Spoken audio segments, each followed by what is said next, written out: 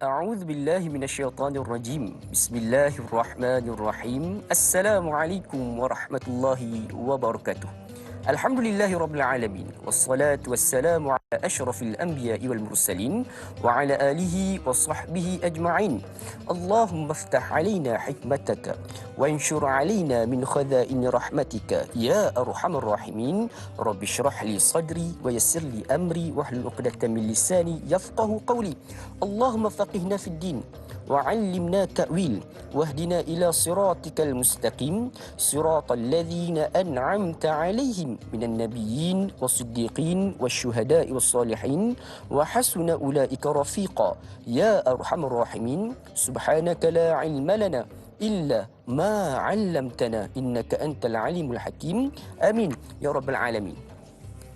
Apa khabar sidang penonton sekalian? Selamat pagi, sabahul khair. Good morning diucapkan kepada sekalian penonton setia rancangan Bual Bicara Agama nombor 1 di Malaysia. Tak lain tak bukan, tanyalah Ustaz, biar tahu jangan keliru. Alhamdulillah. Pertama-tamanya sama-sama kita panjatkan kesyukuran kepada Allah Subhanahu Wa Taala. Sebab apa? Dengan izinnya, dengan pengampunannya, dengan sebab Allah nak berikan kita pelbagai nikmat, maka Allah mempertemukan kita pada pagi ini menerusi salah satu ataupun salah sebuah taman-taman syurga yang telah diciptakan oleh Allah Subhanahu Wa Taala di atas muka bumi ini, menerusi majlis ilmu di dalam rancangan Tanyalah Ustaz. Alhamdulillah. Jadi sidang penonton sekalian, sama-sama juga kita panjatkan kesyukuran kerana Allah Subhanahu Wa Taala masih lagi memberikan kesihatan kepada kita. Allah Subhanahu Wa Taala masih lagi memberikan perlindungan kepada kita daripada terjebak ataupun terkena jangkitan COVID-19 di Malaysia. Alhamdulillah, kita bersyukur kepada Allah kerana Allah masih lagi memberikan nikmat kepada kita dengan nikmat kesihatan. Jadi alhamdulillah sudah penonton sekalian, pada hari ini sekali lagi kita bertemu dalam episod terbaharu rancangan Tanyalah Ustaz biar tahu jangan keliru pada tarikh 3 Februari 2021 bersama 21 Jamadil Akhir 1442 Hijriah. Hari ini hari Rabu. Sudah semestinya ada juga di antara kita yang pada saat ini sedang mempersiapkan diri untuk ke tempat kerja. Pastikan terus patuhi SOP, pastikan kita sentiasa menjaga kesihatan dan juga keselamatan diri kita. Mudah-mudahan Allah Subhanahu Wa Taala melihat dan memandang usaha kita ini dan seterusnya mengelakkan kita daripada terkena sebarang musibah ataupun malapetaka daripada Allah Subhanahu Wa Taala. Alhamdulillah. Jadi sidang penonton sekalian, sebelum mana kita nak mengetahui apakah tajuk perbincangan kita pada pagi ini, jom sama-sama kita alihkan sebentar pandangan kita ke skrin pada saat ini yang menunjukkan tentang statistik terkini penularan virus COVID-19 di Malaysia. Sehingga jam 12 tengah hari semalam 2 Februari 2020, sebanyak 3,455 kes baharu telah dikesan dan sebanyak 3,450 kes adalah merupakan penularan kes tempatan. Ini menjadikan jumlah kes aktif dan keboleh jangkitan adalah sebanyak 47,847 kes. Dan duka cita kita ingin maklumkan bahawa terdapatnya 21 kes kematian baharu semalam yang menjadikan jumlah keseluruhan kes kematian disebabkan oleh wabak COVID-19 ini di Malaysia adalah sebanyak 791 kes. Jadi sidang penonton sekalian, ayuh sama-sama kita tingkatkan. Jom ayuh sama-sama kita terus mematuhi prosedur operasi standard ataupun SOP yang telah pun digariskan oleh Kementerian Kesihatan Malaysia. Pastikan kita kalau nak keluar ke mana-mana, pastikan sentiasa memakai pelitup muka, pastikan kita sentiasa menjaga penjarakan sosial kita dan pastikan kita sentiasa menjaga kebersihan diri kita, sentiasa mencuci tangan kita. InsyaAllah dengan disiplin yang kita tunjukkan, insya-Allah tidak mustahil dengan Allah memandang usaha kita, Allah memberikan satu nikmat buat kita bersama dengan terhindarnya kita daripada terkena jangkitan COVID-19 ini, insya-Allah. Jadi sidang penonton sekalian, kita semua sedia maklum bahawa apabila kita menyebut berkaitan dengan masjid ataupun surau, sudah semestinya kita akan terimbas kembali apabila sewaktu mana baginda sallallahu alaihi wasallam dan juga Sayyidina Abu Bakar memulakan penghijrahan mereka ke Madinah Al-Munawwarah. Apabila tiba saja mereka di Quba, itulah bermulanya segala-galanya tentang sejarah Islam yang semakin agung daripada hari ke hari, iaitu dengan terbinanya masjid pertama, iaitu Masjid Quba. Dan sejurus selepas itu, apabila baginda sallallahu alaihi wasallam dan juga Saidina Abu Bakar radhiyallahu anhu tiba di Madinah, perkara pertama juga yang dilakukan oleh baginda sallallahu alaihi wasallam adalah mendirikan masjid, iaitu yang kita kenali sekarang ini sebagai Masjid Nabawi. Jadi sebenarnya sidang penonton sekalian, sudah semestinya kita tertanya-tanya, apakah sebenarnya simboliknya terbinanya masjid ataupun surau di Malaysia ini khususnya, apakah sebenarnya intipati ataupun rahsia yang ada di sebeliknya? Adakah cukup sekadar tempat untuk kita mendirikan solat, ataupun ada perkara-perkara lain yang boleh kita wujudkan menerusi agensi ataupun AJK di masjid dan surau? Dan itulah merupakan tajuk kita pada hari ini, bertepatan dengan penularan kes COVID-19 di Malaysia, iaitu di mana AJK masjid dan surau di sebalik pandemik COVID-19 ini. InsyaAllah, bagi menjawab persoalan-persoalan berkaitan dengan topik ini, bersama kita ayahanda saya, seorang guru kepada kami semua.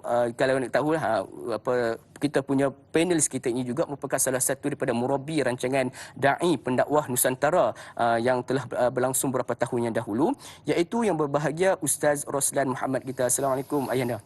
Waalaikumsalam warahmatullahi wabarakatuh. Apa khabar dia Luqman? Alhamdulillah Ustaz. Alhamdulillah masih lagi diberikan kesihatan. Ustaz, macam mana sihat tak?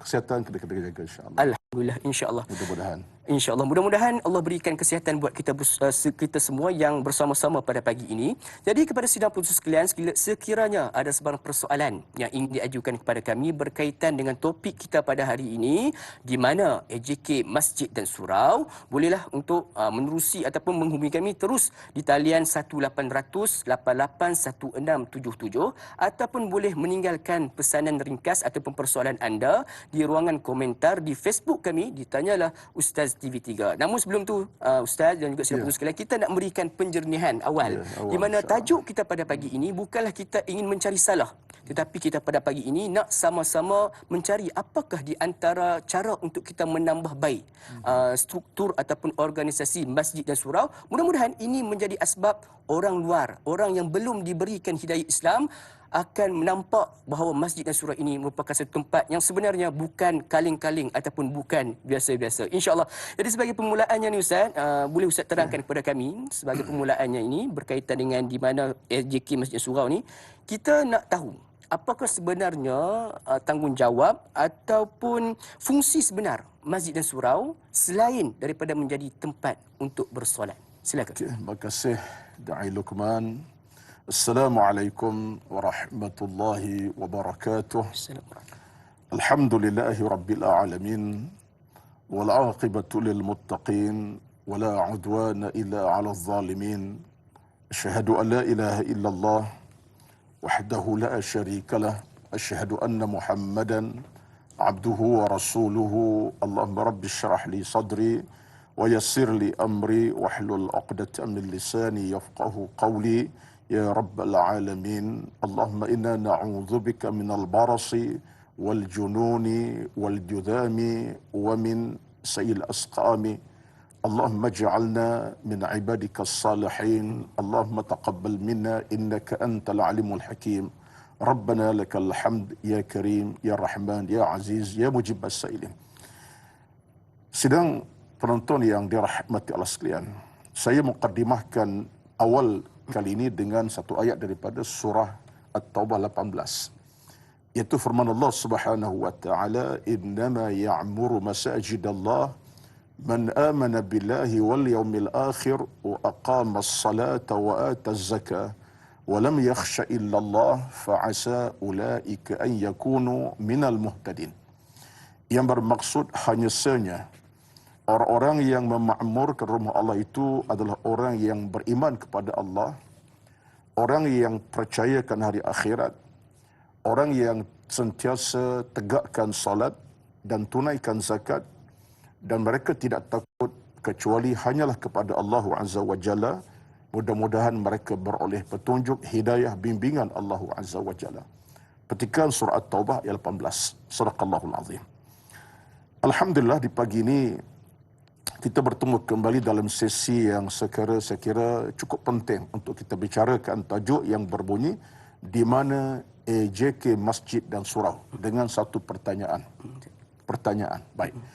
Pertama sekali tuan-tuan dirahmati sekalian, saya nak balik pada persoalan yang dikemukakan oleh ananda saya Da'i Luqman tentang masjid dan fungsinya. Saya nak mukadimahkan begini. Hakikatnya, bagaimana disebutkan oleh Da'i Luqman tadi, Nabi SAW insan yang paling hebat, yang paling cemerlang. Dalam kerangka Nabi untuk menyatukan umat, mengajak kepada satu kehidupan yang baik, sejahtera, yang ada nilai moral keimanan, keagamaan dan kemuliaan hidup ini. Nabi masuk ke kota suci Yathrib pada masa itu, Yathrib, dan kemudian dinamakan Al-Madin Luara. Nabi telah bangunkan satu tempat yang paling hebat dalam sejarahnya dan kekal sampai ini sampai kiamat insya-Allah, iaitu Masjid Quba. Sehingga Masjid Quba sehingga disebut dalam Al-Quran dalam satu ayat yang lain surah Taubah, Allah kata apa? La masjidun ussisa 'ala taqwa min awwal yaumin ahaqqu an taquma fih. Demi masjid yang diasaskan di dasar takwa yang wajib kemakmurkannya. Baik. Itu satu orang kata apa frasa penting dalam perjalanan hidup dakwah Nabi demi untuk jadikan masjid lokasi bergerak, lokasi kemasyarakatan, lokasi sosial, tempat bertemu, berhimpun, berjumpa atas nama agama. Dan kita boleh panjangkan dalam kata-kata yang mudahnya, masjid merupakan medan ilmu. Masjid medan perpaduan. Masjid medan kebajikan. Masjid medan komunikasi. Masjid medan jihad. Masjid medan ibadat. Masjid medan untuk kita bertemu dalam suasana untuk jadikan kita memahami agama dengan itu. Bahkan hari ini kalau nak tambah lagi, masjid merupakan medan kaunseling. Ya, masjid merupakan medan untuk mencari dana dan kumpul dana untuk masyarakat setempat. Jadi banyak perkara. Itu yang pertama. Yang keduanya, saya kira panjang sikitlah mukadimah ini kerana kita ambil tajuk kesempatan suasana pandemik COVID-19 ini. Yang pasti kita rasa terancam amat sangat. Kenapa? Kerana tuan-tuan, bila sampai tahap Allah uji dengan pandemik COVID-19 ini, kita dapati bahawa yang pertama masjid pasti tutup. Daripada kita berjemaah atas dasar-dasar faktor tadilah keselamatan, SOP sumpah. Kita tak boleh tolaklah hakikat itu. Walaupun di sana mungkin orang bercakap kenapa masjid tutup, sedangkan kita dalam suasana pandemik patut kita buka tempat kita bermunajat, kita berdoa, kita solat hajat. Itu boleh terima. Tapi kita kena faham dalam kerangka sekarang ini, tasarruful imam ala ra'iyati manutun bil maslahati. Ini kaedah fiqah. Ya, di mana bila pihak pemerintah dalam satu keadaan mereka buat satu keputusan, ada hak untuk tujuannya apa? Masalah manusia sejagat. Jadi ini kita kena terima hakikat. Bukan bermakna masjid tutup, tapi masjid diberi ruang sekejap untuk tak dibuka demi untuk keselamatan. Kita masih boleh bersolat walaupun tak di masjid, di rumah berjamaah keluarga. Jadi saya kira kita kena ambil cara secara positif, tidak negatif. Saya pun kalau boleh sekarang ni, kau boleh nak sembahyang di masjid tu beramai-ramai lah semacam kita sebelum pandemik COVID setahun yang lepas. Tapi itulah hakikatnya. Baik. Yang ketiganya ialah, bila sebut tentang isu masjid ini, kita nampak betapa ia satu realiti kepada kita. Dalam negara kita sekarang, kalau ikut kepada data tahun 2019, ini yang saya dapat dah daripada data rasmi, 2019, di seluruh negara kita ada sebanyak 6,350 buah masjid. Data 2019, 2 tahun lepas. Adapun surau seluruh negara kita ada sebanyak 18,388 buah. Jadi kalau kita campurkan surau masjid itu dalam tahun data 2019, bermakna kita ada lebih kurang 24,600 lebih surau dan masjid. Jadi tuan boleh bayangkan betapa ini satu hakikat yang kita terima. Masya Allah. Pembinaan masjid berlaku begitu cantik, subur. Pula dah ini mungkin baik, tumbuh subur. Ini satu di antara petanda aras menandakan bahawa alhamdulillah di semua peringkat masjid ada di mana-mana. Dan itu tak kira lagi R&R kita. Pergi ke mana-mana pun R&R ada suraunya, tempat kita solat dan berehat. Baik. Jadi apa yang saya nak dukilkan di awal ini, bila tajuk kita pada gini, di mana AJK baik surau, satu soalan sebab kita nak motivasikan. Kita nak angkat neraca masjid supaya semua pihak, bukan setakat AJK-nya, tapi orang ramai, beri sokongan, beri dukungan dan beri segala-galanya untuk kita angkat menatap masjid dalam suasana yang kita sekarang ini. Kenapa? Kerana masjid merupakan medan untuk kita mencari segala-galanya. Baik. Sikit lagi dari apa ni Luqman. Tadi saya muqaddimah dengan ayat innama ya'muru masajidallah. Kita kena ingat bahawa bila Allah sebut hanya saja orang-orang yang memakmurkan rumah Allah ini, siapa orang yang paling hebat sebenarnya? Bagi saya salut kepada jawatan kuasa. Daripada nazirnya, setengah negeri dipanggil nazir. Setengah negeri panggil pengurusi masjid. Ya. Sama ada nazir, pengurusi, bahkan jawatan kuasa daripada imamnya. Saya salut. Sebab mereka ini orang yang paling cemerlang sebenarnya. Sebab apa? Mereka bertugas sebagai seolah-olah mereka sebagai pemandu kepada masjid yang mereka pimpin untuk masyarakat. Dalam tempoh ada yang 2 tahun, setengah negeri ada yang 2 tahun, setengah negeri 3 tahun. Itu kepada enakmen masjid masing-masing lah. Macam di Selangor 2 tahun contohnya. 2 tahun, 3 tahun, 2 tahun. Itu saya pun tak ingat sekarang. Jadi maknanya golongan pemimpin masjid ini, bagi saya mereka ini golongan terhebat lah. Golongan yang disebut sebagai innama ya'muru, memakmurkan. Mereka merancang, mereka berfikir, mereka menetapkan visi masjid, di mana mereka nak bawa masjid, macam mana nak kumpul dana, ke mana mereka nak kumpul masjid untuk membantu masyarakat. Jadi saya salut hal ini. Cuma mungkin tinggal lagi pada kita ialah, di sana mungkin ada faktor kelemahan. Kerana manusia ini tuan-tuan bukan makhluk malaikat. Bila kita manusia, mungkin ada faktor kelemahan, keinsanan kita, pengurusan kita, pentadbiran kita. Daripada kita punya pekerjaan, kita kena akui ada kelemahan. Cuma jangan kita pandang itu sebagai satu yang melemahkan kita punya pengurusan. Bagi saya, yang penting ialah manajemen itu. Mesti selaras, selari dengan asas-asas yang kukuh dibina. Visinya, misinya, tujuannya, mana itu kena ada. Jadi kesimpulan saya ialah, bila sampai tahap kita sekarang di waktu pandemik COVID ini, maka tidak ada orang yang paling penting ialah pengurusan masjid, bagaimana nak interaksi masyarakat. Di sana orang susah, ini orang susah, orang dalam kelaparan, dah tak ada pekerjaan, terputus hubungan rezeki. Jadi ini menunjukkan mereka ada benda yang mereka selesaikan. Jadi itulah di antara saya topik kita pada pagi ini. InsyaAllah. Jadi terima kasih. Ini panjang dia lah ya. Alhamdulillah Ustaz. Jadi Ustaz, apa yang dapat saya simpulkan untuk mukadimah tadi, Ustaz mengatakan bahawa sebenarnya AJK Masjid ini merupakan di antara golongan yang terbaik. Ya? Mereka ini termasuk dalam golongan yang memakmurkan rumah-rumah Allah Subhanahu Wa Taala. Alhamdulillah. Beruntung bagi mereka yang terlibat ataupun telah dilantik sebagai saya AJK terbaca Masjid. satu tulisan. Baru baca semalam. Ada seorang penulis kata apa? Pengurusan masjid macam kabinet, dia kata. Kabinet. Kerajaan. Sebab pengurusi itu macam Perdana Menteri lah. Sisuha mungkin macam Perdana Menteri, TPM. Bendahari macam di keuangan. Jadi macam kabinet untuk satu kampung, satu daerah. InsyaAllah. Ini saya ingat satu pandangan yang menarik juga lah. InsyaAllah. Satu analogi yang menarik. Analogi yang menarik. InsyaAllah. Jadi sudah putus sekalian, kena tahu lebih lanjut berkaitan dengan organisasi yang terbaik dan juga menarik ini. Jangan ke mana-mana, teruskan bersama kami dalam rancangan Tanyalah Ustaz. Biar tahu, jangan keliru, kembali sebentar sahaja lagi. InsyaAllah.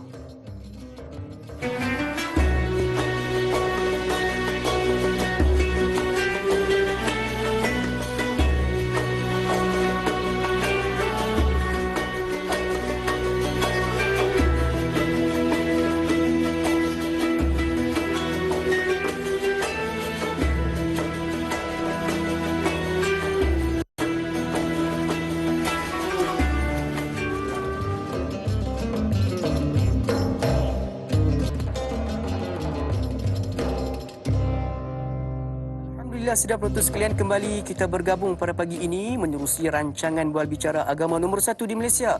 Tanyalah Ustaz, biar tahu, jangan keliru. Alhamdulillah sudah penonton sekalian, pada pagi ini kita membincangkan topik yang cukup penting dengan ataupun di dalam suasana pandemik COVID-19 pada hari ini, di mana AJK Masjid dan Surau. Sekali lagi saya wawarkan, sekiranya ada sebarang persoalan yang ingin diajukan kepada kami berkaitan dengan topik ataupun tajuk kita pada pagi ini, boleh untuk hubungi kami secara terus di talian 1800 881677 ataupun boleh untuk meninggalkan persoalan di ruangan komentar di Facebook kami di Tanyalah Ustaz TV3, insya-Allah. Jadi sidang penonton sekalian, tanpa buang masa lagi Ustaz, kita nak meraihkan soalan pertama daripada sahabat penonton kita di Facebook, iaitu Puan Baizura Mazlan.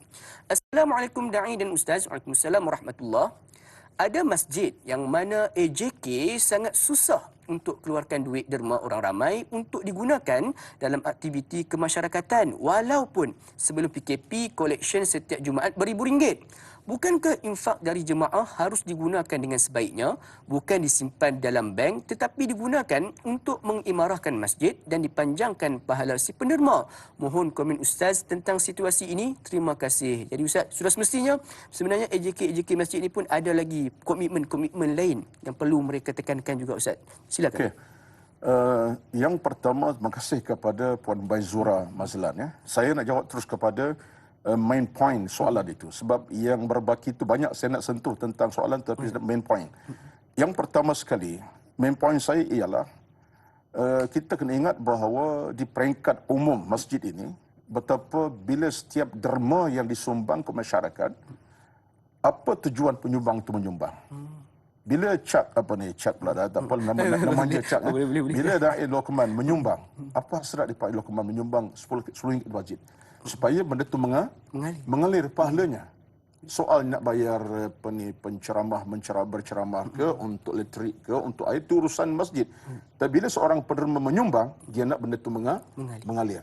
Segera, bukan tunggu setahun akan datang, bukan tunggu besok, segera kalau boleh. Jadi maknanya di situ menunjuk kepada kita betapa setiap penyumbang yang menyumbang, mereka nak supaya ianya mengalir jadi pahala by cash kepada. Itu penting. Saya yakin, kalau saya menyumbang ke masjid pun, kata saya keluar RM10 contohnya, saya nak benda tu by cash. Tidak hari ini, mungkin besok, segera. Atas nama apa sekalipun. Jadi itu hakikatnya. Saya fikir, dalam hal ini, apa yang penting ialah kita sebagai penyumbang, itulah harapan kita. Tinggal lagi ialah kepada pihak masjid. Betulah bagi saya berlaku adil dalam ini. Sebab saya pun juga pernah jadi AJK masjid dan merasai situasi ini. Saya kira pihak masjid dalam banyak keadaan mereka faham tentang ini. Cuma kerana faktor tertentu. Ada kemungkinan masjid nak guna duit itu untuk tujuan-tujuan seperti apa? Seperti kita kata sebagai contoh, tujuan untuk pembinaan, renovation contohnya. Jadi renovation itu kadang-kadang bukan untuk hari ini. Kadang-kadang nak kepada minggu depan, tahun depan. Jadi hal ini bagi saya, yang penting ialah pihak AJK masjid tak langsung faham. Cuma kalau ada di kalangan AJK masjid yang cuba untuk menghentikan pengaliran pahala itu, saya silaplah.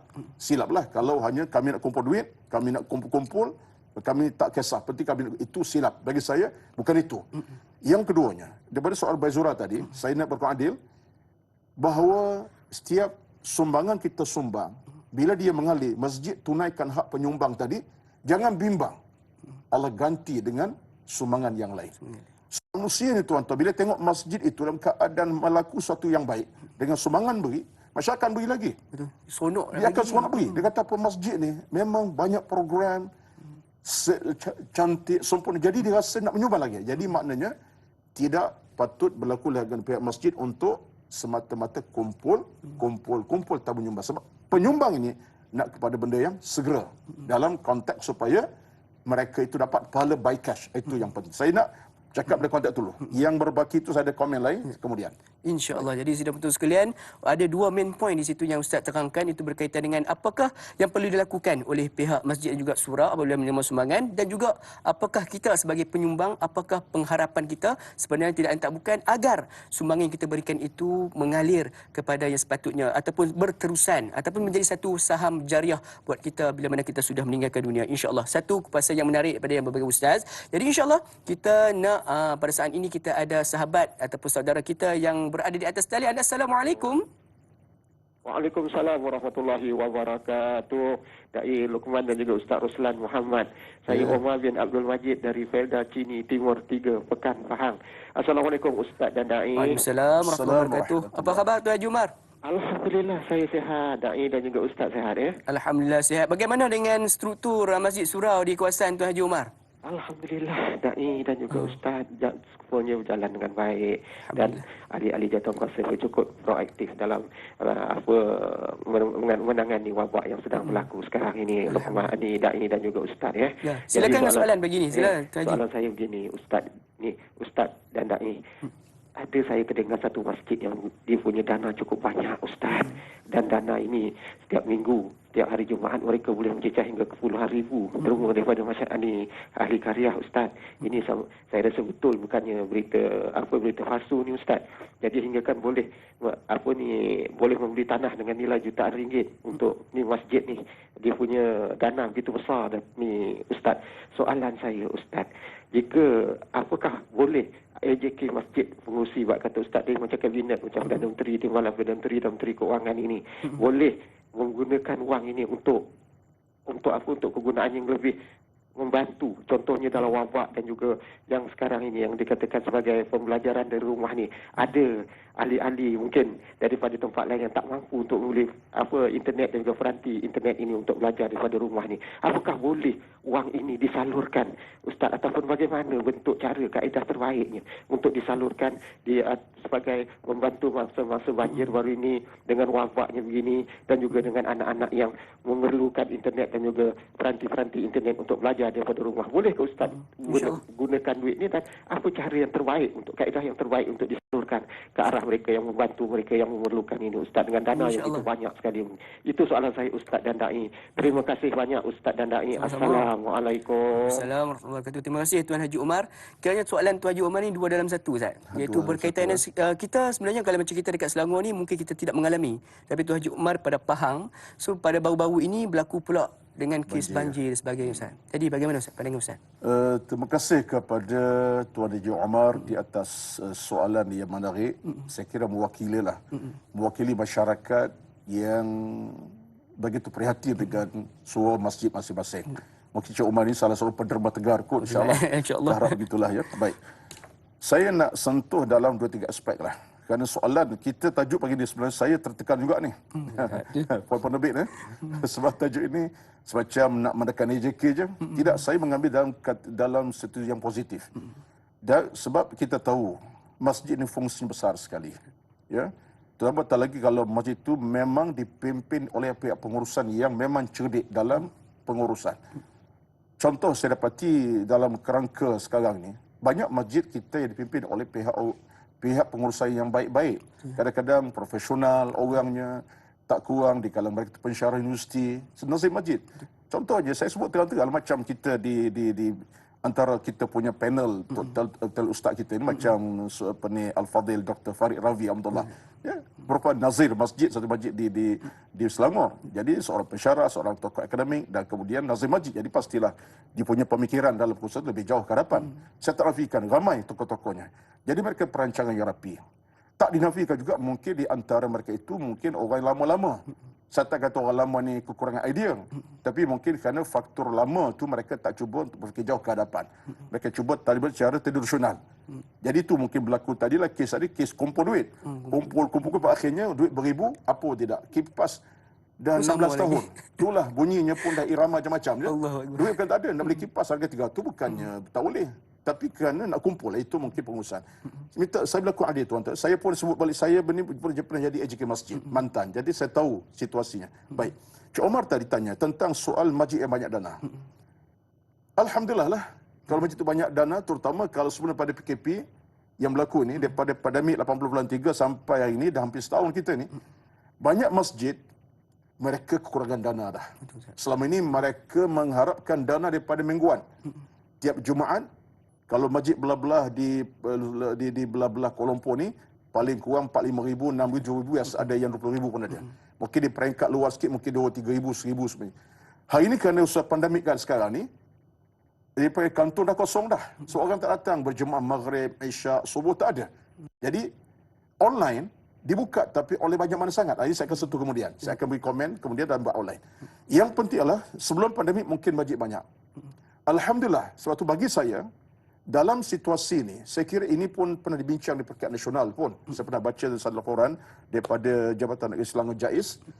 Tidak salah untuk masjid menggunakan dana yang ada yang itu untuk tujuan-tujuan tadi. Contoh apa? Contoh dalam soal membantu anak-anak fakir miskin.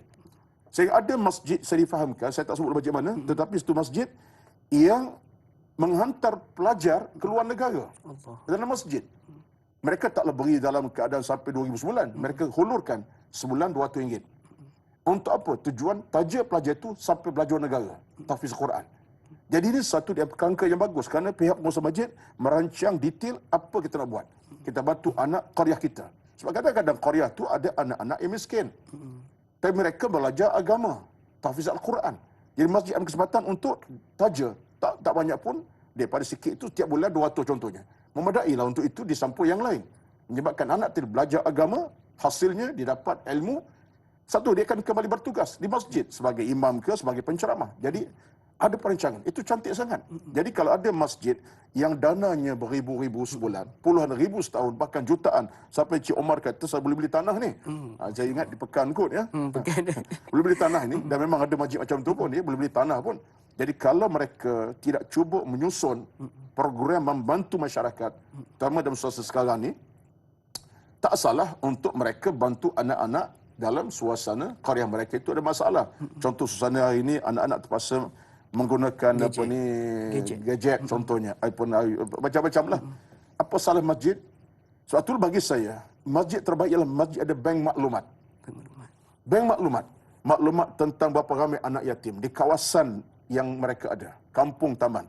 Maklumat tentang berapa ramai ibu tunggal yang kehilangan suami, suami tinggal terus ataupun suami. Berapa ramai golongan orang tua yang hilang upaya. Anak-anak mereka dah tak jaga mereka sebatang kara. Bank maklumat tentang berapa ramai orang korporat kawasan. Ini semua maklumat. Berapa ramai orang profesional kawasan itu. Tokoh-tokoh berpilihan doktor perubatan ke penceramah daripada apa bidang profesional. Bank maklumat tentang berapa ramai pula pesara-pesara kerajaan yang mereka dulu pernah berjawatan besar. Ini semua bank maklumat penting. Saya pengalaman saya dah tengok ada bank masjid, ada bank maklumat cukup. Jadi kalau mereka nak tahu berapa ramai kawasan kita ni anak-anak yatim, mereka buka saja. Data mereka akan nampak anak yatim kawasan kita ada 60 orang contohnya. Berapa ramai ibu tunggal kawasan kita, mereka buka bank data. So, mereka sentiasa refreshkan ataupun sentiasa menambah baik. Mereka akan buka, oh ibu tunggal kita ni sebab ujung tahun kadang-kadang mereka buat program untuk selalu bantuan. Bantuan apa? Bantuan makan minum contoh dekat raya kan, Ramadan. Mereka tahu, oh kita ibu tunggal kawasan ni ramai juga. 100 orang contohnya. Jadi mereka boleh keluar bantuan. Dekat raya seminggu mereka majlis di atas nama bantuan raya kebajikan keluar, mereka tahu. Jadi fakta ini mudah. Bila ada bank maklumat ini tuan-tuan, memudahkan usaha. Contoh macam tu juga. Bila ada bank maklumat tentang anak-anak kita yang nak study, kemudian tak ada. Kita rasa saya menangis tuan-tuan. Bila satu kita baca report dalam 2-3 lepas kan, anak-anak orang terpaksa berkongsi gadget ataupun telefon. Allahu Akbar. Kita di rumah kita mungkin ya, anak kita 4 orang semua kita sediakan laptop. Seorang laptop mak dia ada 6 orang. Tapi tahap ni siapa orang yang patut kena? Ya kita harap kerajaan bantu. Pihak NGO, tapi bagi saya ini peluang keemas pihak masjid untuk berbukti kepada anak-anak qaryah mereka di atas nama makan. Percayalah, segala-gala yang kita buat tadi atas nama semangat ramai tak ada masalah. Atas nama kebajikan tak ada masalah. Baik kita nak beli gadget untuk anak-anak yatim ke, atau kita nak tajih harta mereka tahfiz, tak ada masalah. Yang penting adalah secara kolektif, secara berjamaah, peringkat masjid tahu kita perancangan demi untuk anak yatim ni kita nak buat macam ni. Ini kembali kepada soal pengurusan bijak. Baik, itu satu faktor. Yang kedua faktor yang kedua ialah kalaulah pihak pengurusan dia tahu bahawa kesan positif daripada apa mereka buat itu ada kebaikan masjid, mereka tak akan biarkan. Contoh saya sebutkan tadi, anak dihantar untuk mengaji tahfiz Quran. Mereka pulang nanti pada siapa mereka berkhidmat? Pada masjid. Sebagai imam muda mungkin, sebagai imam ganti mungkin, sebagai imam rawatib mungkin. Bahkan akhir menjadi penceramah masjid, mengajar kitab. Jadi banyak benda yang bagi saya pihak masjid nak kena rancang, dan saya tertarik bila saya cuba baca semaklah beberapa edan yang ada dalam tak rasmi lah daripada pengalaman masjid. Ada kalangan pihak masjid yang telah meletakkan satu framework yang penting. Sekurang ada 3 framework besar. Framework yang pertama mereka letakkan dana ini untuk tujuan renovation. Ada masa nak betulkan tiang masjid dah retak. Ada masa nak bagi aircon yang baru kerana aircon lama dah pun tak apa nak cuak, tak apa nak buat sejuk lah. Itu framework pertama. Frame yang kedua, ketiga, kita tunggu kejap lagi. InsyaAllah. Jadi sudah betul sekalian. Kita akan bertenang sebentar. Tapi apa yang Ustaz sarankan tadi cukup menarik berkaitan dengan pihak masjid ataupun surau ini perlu wujudkan satu bank maklumat tentang qaryah ataupun anak qaryah yang berada di kawasan sekitar agar mempermudahkan urusan mereka untuk menyalurkan bantuan. bagi yang memerlukan, insya-Allah. Jadi sidang betul sekalian, jadi insya-Allah seperti yang dijanjikan oleh Yang Berbahagia Ustaz, sebentar lagi kita akan sambung semula perbincangan ini. Jangan ke mana-mana, teruskan bersama kami rancangan Tanyalah Ustaz, biar tahu jangan keliru.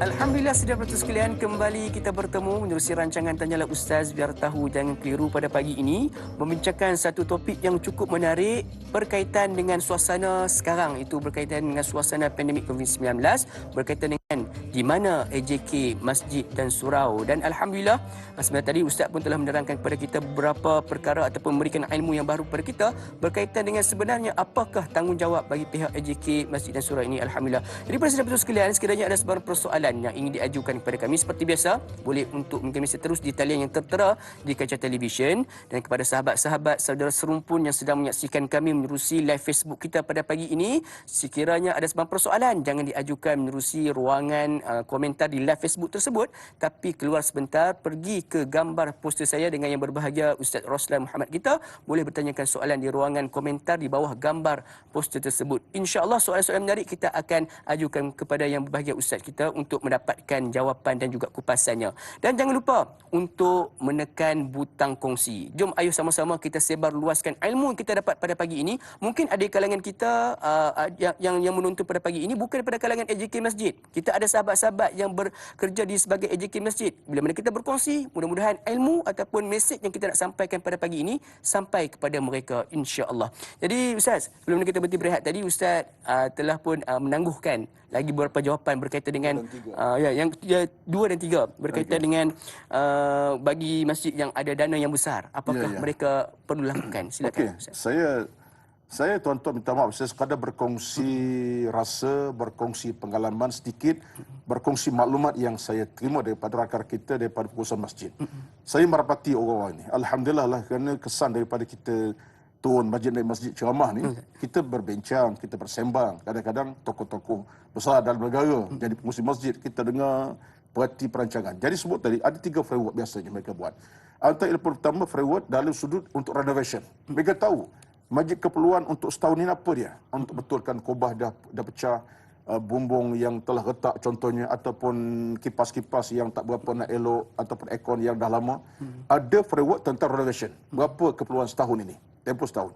Yang keduanya adalah framework daripada sudut untuk kebajikan umum. Perumum. Ini membabitkan tadi anak-anak yatim, orang-orang ibu tunggal, keperluan-keperluan dalam pengajian.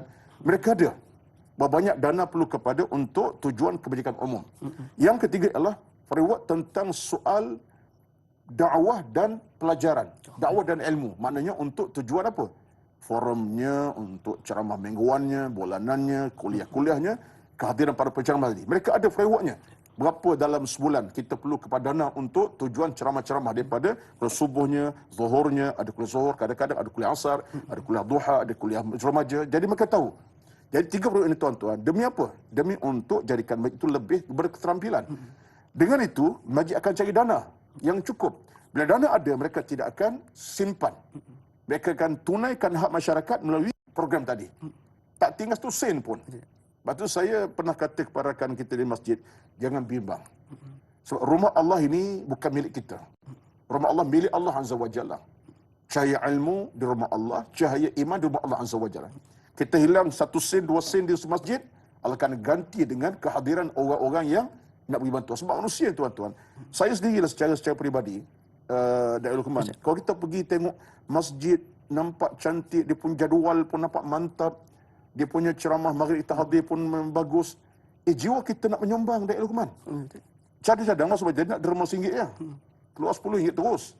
Bagi tahu, masjid ni begitu sekali berlangsung pengajian dengan baik, decoration masjid pun cantik, dia punya apa ni, suasana pun menarik, duduk dalam situasi penat. Program pun Program kita 2 kali ganda bagi derma tu. Cadang RM1 je, RM10. Cadang 10 jadi 100 mungkin. Sebab kita rasa ini saham aku. Saham aku ni, sebab ini adalah saham aku untuk dapat syurga Allah satu hari kata. Sebab Nabi bersabda, "Mana qasamalu min sadaqatin."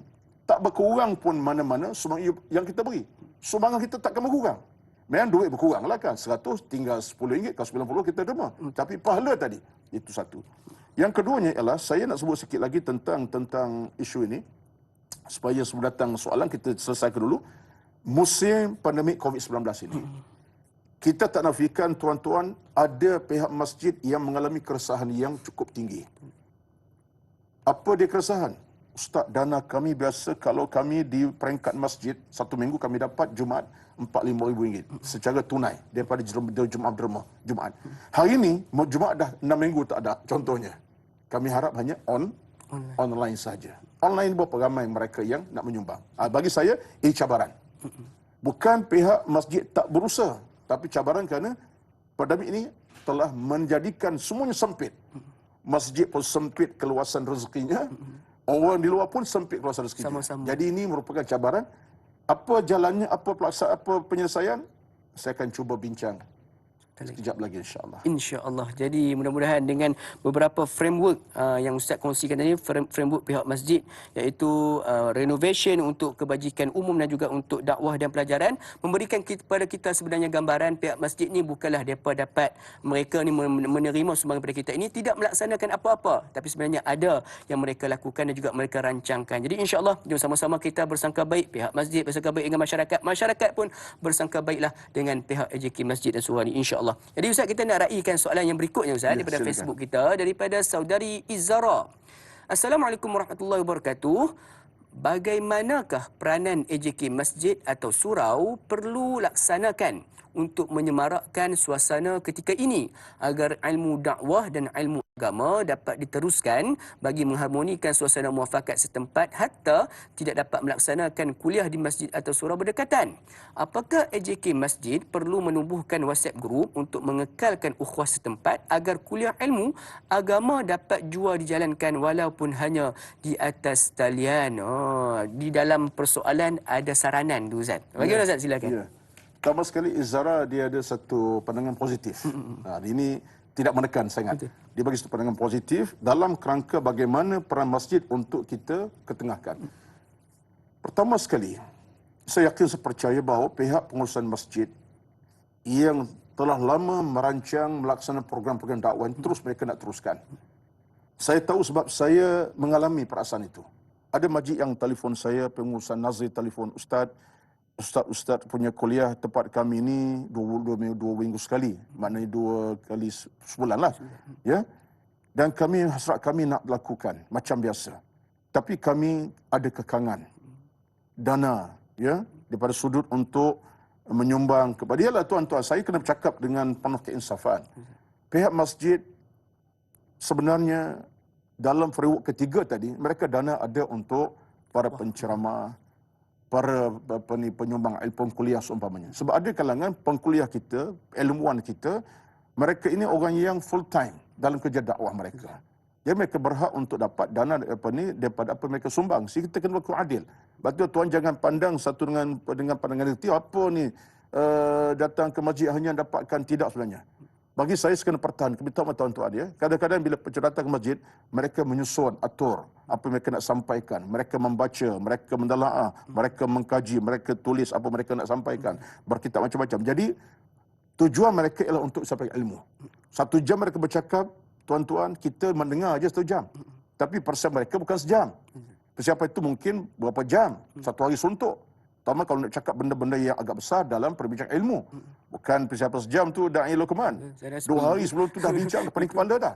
Jadi makna sumbangan mereka besar. Jadi kalau masjid mengholor sumbangan sekian-sekian banyak, RM sekian-sekian banyak, itu sebenarnya kalau nak kira dengan nilai itu, kecil lagi. Sebenarnya, dalam agama begitu kita nampak. Tapi, pihak masjid ada kekangan. Bagi saya, bila Izzara sebut tadi, saya sebut macam ni. Pada penonton semua, pihak masjid ada harapan. Ada hasrat untuk teruskan. Cuma tinggal lagi ialah bagi saya, bila pihak masjid ada kekangan macam tu, ya, pihak penceramah pun nak kena ada rela merelai. Kalau penceramah ada nilai keikhlasan dalam berdakwah, dia bukan soal berapa masuk itu. Dia kira aku nak sumbang ilmu. Walaupun online setengah jam 40 minit. Sekarang online saya tengok taklah sampai sejam setengah. Sekitar setengah jam 40 minit cukup madai. Yang penting adalah pihak masjid ada suatu hubungan yang baik dengan penceramah. Suatulah pihak masjid, bagi saya tuan-tuan, saya nak nasihatkan, bukan nasihatlah. Saya siapa nak nasihatkan orang.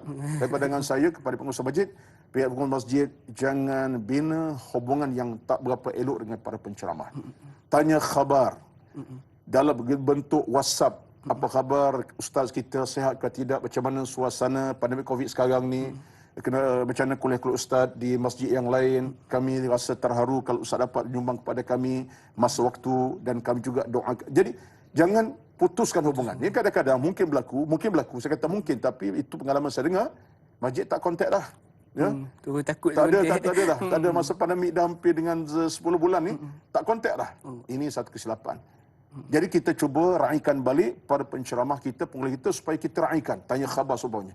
Akhirnya bila sampai masa para pendakwah kita mampu untuk online walaupun tak bayaran. Kerana Allah Azza wa Jalla, Allah akan ganti rezeki kita, Allah akan ganti melalui apa? Ilmu tadi tumpah pada orang doa kepada kita kebaikan. Tak ada rezeki wang pun, rezeki kesihatan yang baik. Kerana kita menjawab ilmu. Itu satu. Yang kedua, yang ketiganya ialah 1, 2, 3 lah. Yang ketiganya ialah tentang izarah tadi. Bagi saya, kalaulah pihak masjid cuba bina satu grup WhatsApp, peringkat kawasan kampung, itu cantik sangatlah. Sebab saya fikir, pengalaman saya dengan WhatsApp grup ini, saya daripada Masjid Kampung Subang. Kita ada 3 grup WhatsApp. Grup pertama, 2 dan 3. Tak silap saya lah. Saya grup, semua saya masuk belaka. Masjid. Jadi banyak dapatan kita masuk. Kematian, soal apa ni hari ini, banyak tentang cerita apa? Cerita pemakanan. Jemaah ni buat apa ni, jualan online, yang ni jual online. Jadi kadang-kadang itu dapat menjadikan suasana harmoni. Menampakkan kecaknaan pengurusan masjid kepada jemaah setempat dengan WhatsApp group. Jadi ini sebenarnya membantu. Dan masyarakat pun tidaklah menghukum pihak masjid. Kalau masjid tidak turun beri derma, beri sumbangan banyak pun, jemaah akan faham. Masjid kita sekarang dana makin kurang. Dulu setiap minggu dapat 4,000, 3,000. Sekarang ni 100 pun tak ada. Mengharapkan online saja. Jadi dengan itu semangat ta'awun, cooperation antara pihak masjid, surah termasuk dengan jemaah itu nampak lebih aman dan sentosa. Jadi tak mudah menghukum orang. Itu. Jadi orang paling penting bagi saya ialah pengurusan sendirilah. Pengurusan penting sangat untuk lebih terkehadapan. InsyaAllah. Jadi Ustaz, kiranya yang cukup menarik ya Ustaz. Ustaz katakan bila mana adanya grup WhatsApp masjid ni Ustaz, sebenarnya secara tak langsung dia telah membantu sebenarnya apa pihak-pihak ataupun masyarakat setempat. Jangan Ustaz katakan tadi dapatlah pihak masyarakat ni untuk depa nak menceritakan tentang satu kebaikan grup WhatsApp ni lah. Jemaah itu boleh melaporkan. Tuan pengurusi, Tuan Nazir, ada kawan saya dah 3 hari tak makan. Ada kawan saya, jiran saya dah 3 hari dah tak ada makanan. Kekeringan. Air pun tak apa ni, minyak masak pun tak ada. Melalui WhatsApp ini, rupa-rupanya maklum itu sampai. Ketika itulah masjid boleh bertindak. Dalam kerangka masjid pun tak ada banyak dana tadi, dia tahu apa soal mereka akan cari. Kadang-kadang masjid dia ada kaitan dengan NGO tertentu. Bahkan minta NGO tolong turun dengan masjid beri sumbangan walaupun sekadar. Tapi melalui WhatsApp tadi banyak report akan sampai kepada pihak pengurusan. Jadi ini saya rasa kebijaksanaan itu penting sangat-sangatlah. InsyaAllah. Jadi grup WhatsApp itu juga menjadi salah satu tempat untuk sumber medium sebagai medsos itu sebagai medium untuk penyaluran maklumat insya-Allah. Jadi Ustaz, kita nak meraihkan pemain kita di talian sekarang ni. Assalamualaikum Tuan Abdullah. Assalamualaikum. Waalaikumsalam. Apa khabar? Abdullah Osman daripada Seremban. Apa khabar? Apa khabar Tuan Abdullah Osman kita?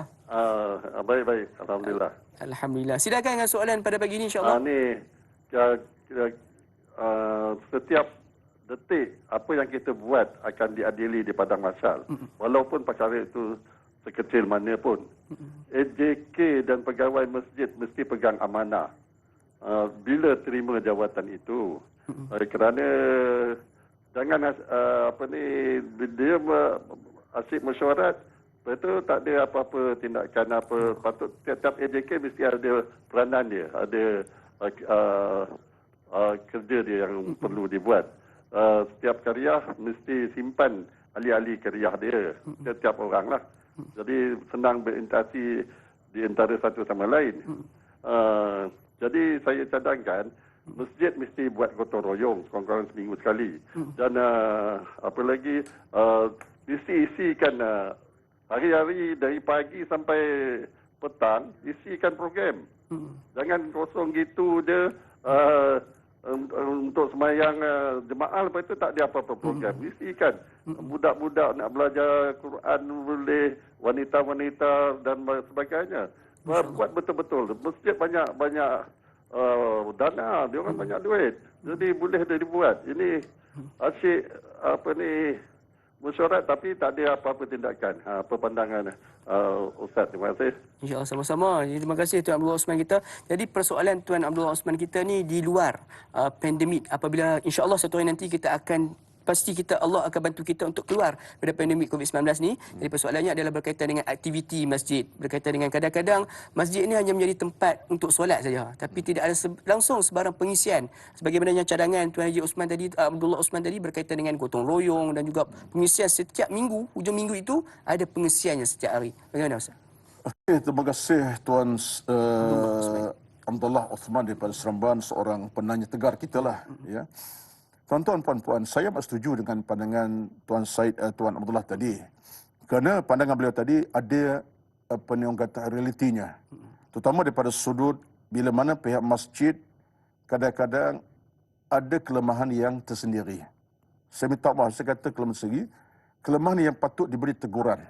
Sebab itulah dalam kerangka ini ada satu perkara yang saya rasa perlu kita tengok balik, iaitu cooperation di antara golongan profesional, golongan tua dan golongan muda dalam jawatan kuasa masjid. Tidak satu pihak saja yang menguasai portfolio masjid, tapi gabungan golongan profesional yang mungkin di kawasan ada lawyer, ada doktor, ada pensyarah di kalangan profesional, ada mantan-mantan CEO. Golongan kedua adalah golongan orang lama-lama yang ada wibawa dalam pengurusan. Tiga adalah golongan muda. Golongan orang muda macam daerah ke mana contohnya. Golongan yang nampak jauh ke hadapan dari sudut-sudut semasa. Sebab kalau golongan yang muda-muda, golongan yang agak berumur, jangan kata tua marah nanti ya. Dia tak nampak nak atur program untuk muda-muda ni. Dia takkan fikir untuk program masjid namanya program apa? Futsal contohnya.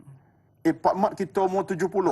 Walaupun dia mantan apa segala, dia tak nampak futsal masjid. Tapi katanya Daerah Lukman, kami rancang satu program futsal masjid. Sebulan 2 kali kita akan buat. Melawan pihak yang masjid satu lagi. Kita buat satu program besar-besaran. Kita kumpul anak muda. Jadi perancangan tadi nampak cerdik. So apa? Ada pandangan yang positif. Dia pihak yang lama pun terima, yang baru pun merancang, akhirnya itulah hasilnya. Jadi bila Encik Abdullah komen tentang pegang amanah, asyik mesyuarat dan perancangan tak ada, ini mungkin kesilapan daripada pengurusan. Bila ada gabungan tadi, saya yakin, saya percaya. Sebab banyak masjid sekarang ini, bila kita tengok pada senarai program, kepelbagaian. Daripada sudut program dakwahnya cemerlang. Program kebajikan pun cemerlang. Program sukan pun cemerlang. Hingga ada masjid yang ada tim football. Football ni apa? Bola sepak. Bola sepak. Saya kadang-kadang payah dengar terminologi itu. Bola sepak itu saja bergurau. Ada tim bola sepak. Jadi dengan tajaan baju sendiri, dengan bola, jadi bagi saya penting ialah kekuatan pengurusan. Dalam suasana pandemik COVID sekarang ni, sebab kita sebenarnya tajuk kita ni sebenarnya dalam suasana pandemik COVID ni, ya. Kita kalau nak bincang tentang tajuk masjid ni memang di luar daripada daripada isu pandemik COVID ni, panjang cerita lah kan. Pandemik COVID ini, walaupun dalam suasana tidak ada di sana dana yang cukup, tetapi kebijaksanaan ialah melalui perasaan itu. Turun ke bawah, walaupun boleh bawa sekadar 2 kilo gula, boleh bawa sekadar satu kilogram minyak masak, sekadar 2 kilo pulut, contohnya beras pulut, itu madai sebenarnya. Masyarakat akan terasa dihargai, terutama bila dapati di sana ada keluarga-keluarga yang kehilangan pekerjaan, kehilangan tempat mencari rezeki, anak keadaan ramai, makan minum pun terpaksa dicatukan. Turun melalui kekuatan tadi, walaupun sekadar sekilo gula. Itu yang kita nak. Menyebabkan masyarakat terasa masjid ada fungsinya dalam mengatur situasi supaya masyarakat dihargai. kesempitan. Ini sebagai satu, saya setuju dengan Cik Umar tadi lah, pengurusanlah yang segala-galanya. InsyaAllah. Jadi cukup menarik kupasan pada yang bagi Ustaz mengatakan bahawa sebenarnya perlu juga ada pelibatan anak-anak muda yang JK ataupun susunan organisasi masjid tersebut. Saya ingat Ustaz, sedikit perkongsian Ustaz lah kepada Ustaz lah. Kami di Singapura pernah sekali dia menjemput pasukan bola kami untuk ke sana. Oh, bola kami. Dan bila mana kami ke sana, rupanya kebanyakan daripada AJK, organisasi AJK adalah pada golongan orang-orang muda. Memang hebat. Itulah katakan bahawa pemikiran anak-anak muda ini juga cukup penting di dalam menambah baik kualiti dan juga meningkat martabat AJK ataupun organisasi Masjid Al-Surani, insya-Allah. Jadi Ustaz, sidang penonton sekalian, banyak lagi persoalan yang kita akan jawab dan kita akan kupas. Yang ke mana-mana, teruskan bersama kami dalam rancangan Tanyalah Ustaz, biar tahu jangan keliru, kembali sebentar sahaja lagi, insya-Allah.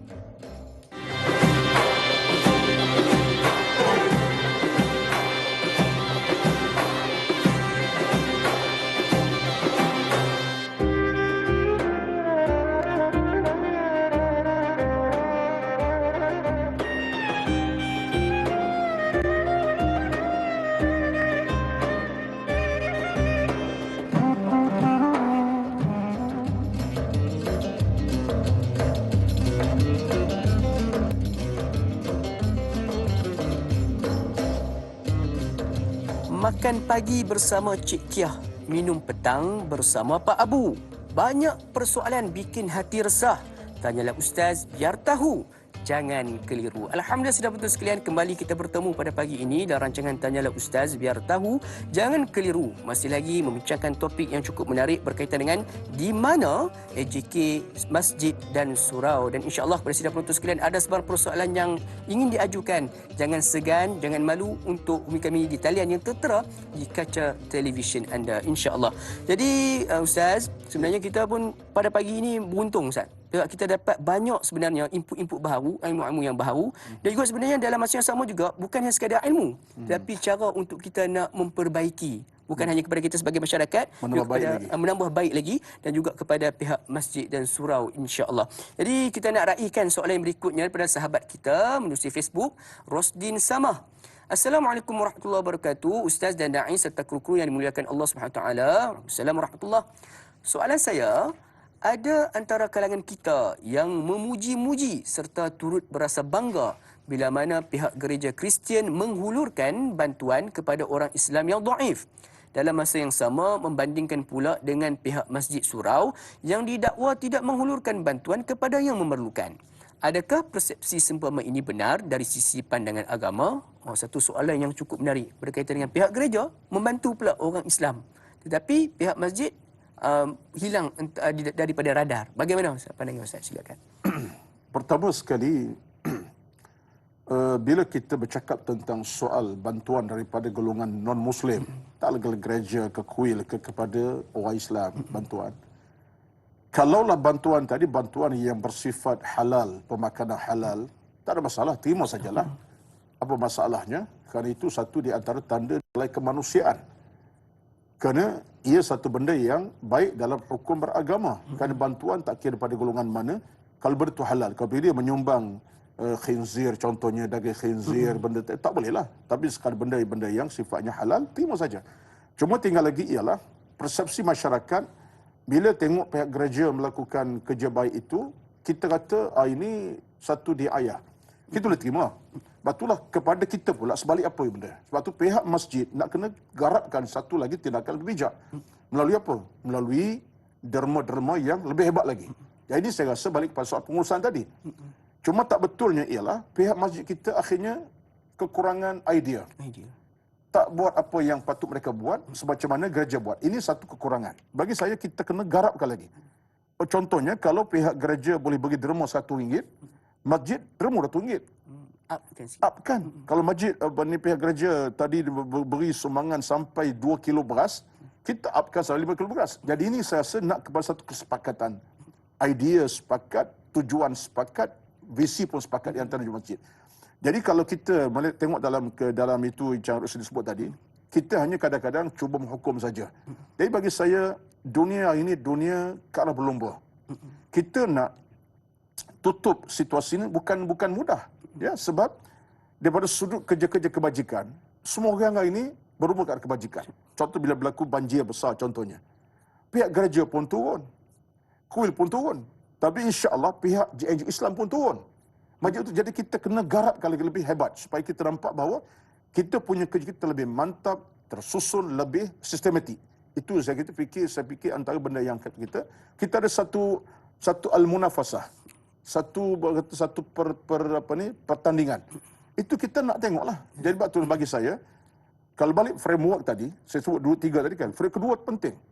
Framework atas dasar kebajikan untuk umum. Kita meletak dah. Setahun ini, kami punya perancangan dana katalah RM20,000 untuk tujuan pemakanan. Contohnya untuk beras, gandum. Bukan soal pandemik COVID saja. Tidak musim dia pun kita ada. Menyebabkan kebajikan kita tak terhenti. Gereja buat, kita buat. Kru buat, kita buat. Tapi kita lebih sistematik dari sudut itu. Dia kemudian yang keduanya ialah kita tengok kacamata yang lebih adil. Sebab kita beri pengisian.